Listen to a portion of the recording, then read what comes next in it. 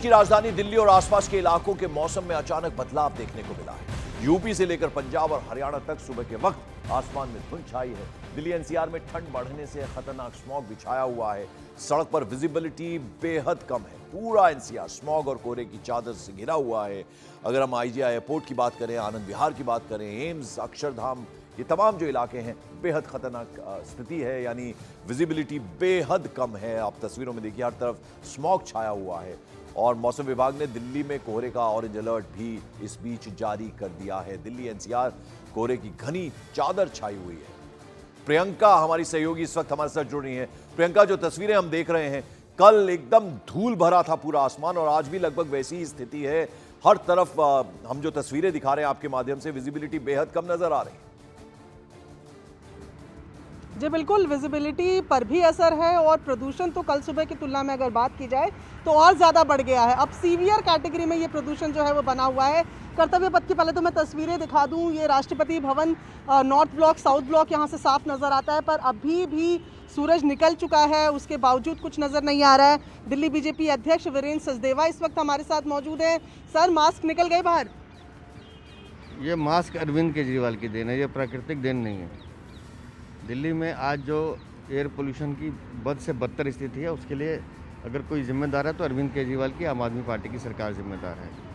हम लगातार इस बात को कह रहे हैं कि पोल्यूशन से लड़ने के लिए 12 महीने काम करने की ज़रूरत है। ये सीजनल प्रॉब्लम नहीं है। 1 जनवरी 2024 से आज 14 नवंबर 2024 हो गया, एक दिन भी AQI 50 से नीचे नहीं गया। इसके लिए 12 महीने काम करने, लेकिन दिल्ली की अरविंद केजरीवाल सरकार के पास कोई एनवायरमेंटल प्लान है नहीं। ये सिर्फ प्रेस कॉन्फ्रेंस करते हैं, विज्ञापनबाजी करेंगे और भाग जाएंगे। मैं इनसे पूछना चाहता हूं कि सुप्रीम कोर्ट ने आपको लताड़ लगाई कि 3100 टन CND वेस्ट अनट्रीटेड आप रोज छोड़ रहे हैं, उसको डिस्पोज ऑफ करने का, उसको ट्रीट करने का क्या इंतजाम है आपके पास? ये उस पर नहीं बोलते हैं। ओखला में एनर्जी टू वेस्ट प्लांट है, वहाँ से एश जनरेटेड हो रही है, पूरा सुखदेव बिहार सब पूरा एरिया जल रहा है। उसको डिस्पोज ऑफ करने के लिए आज तक साइड अलॉट नहीं की गई है। उस पर आप क्या कर रहे हैं? गाजीपुर की लैंड साइज आप कहते थे हम छोटी करेंगे, आपने छोटी करने की बजाय इसको और चौड़ा कर दिया। प्रियंका, जरा हम दर्शकों के लिए समझना चाहेंगे वीरेंद्र सचदेवा जी से कि इनके पास सॉल्यूशन क्या है। ये देखिए, राजनीति तो होती रहती है, दोष आप दे दीजिए आम आदमी पार्टी सरकार को, लेकिन सॉल्यूशन क्या है? अगर ये होते तो क्या सॉल्यूशन होता?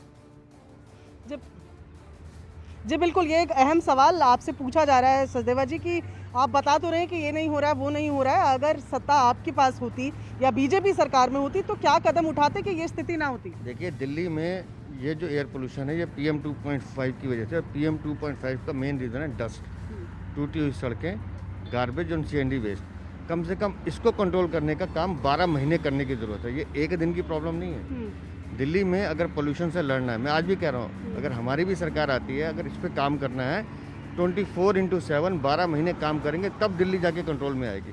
ये एक दिन का कोई सीजनल इवेंट नहीं है जिसको हम कुछ 4 मशीनें घुमा के दिखा दें कि हम दिल्ली को कंट्रोल कर रहे हैं। पर दिल्ली में दिल्ली सरकार चला रही है, स्मोक गन्स चल रही हैं, वो कह रहे हैं कि मैकेनाइज्ड स्वीपर्स। आप मुझे दिखाइए ना कहाँ है स्मोक गन। खड़ा है खड़क सिंह मार्केट मकबरा, 22 करोड़ का। वो जिस दिन गोपाल राय को सड़क पे आना होता है, 4 लोग खड़े बिल्कुल। तो आप देख रहे हैं वीरेंद्र सचदेवा सीधे सीधे, जाहिर बात है हर मुद्दे को लेकर राजनीति तो होती है, लेकिन उनका ये कहना है कि अगर हमारी सरकार होती तो 12 महीने इस पर काम होता, ताकि ये जो स्थिति अभी इस वक्त बनी हुई है, भयावह स्थिति बनी हुई है स्मॉग को लेकर और जिस तरह से पोल्यूशन है राजधानी दिल्ली और NCR इलाके में, उसका इलाज इनके पास जरूर होता।